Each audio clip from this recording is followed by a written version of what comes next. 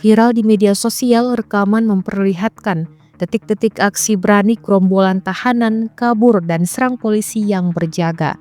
Tahanan ini dipenjarakan di Polres Parigi Montong dan sukses kabur. 7 tahanan itu kabur dengan cara menerobos pintu tahanan pada Jumat 31 Januari 2025 sekitar pukul 5:20 menit. Aksinya terekam kamera CCTV dan kini rekaman itu viral. Adapun salah satu akun yang membagikan rekaman CCTV itu adalah Instagram @makassarinfo.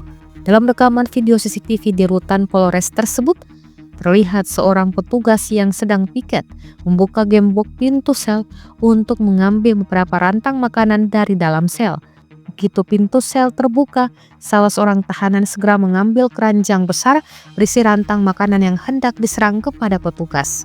Tidak lama kemudian, polisi berhasil menangkap 7 tahanan tersebut dalam waktu kurang dari 24 jam.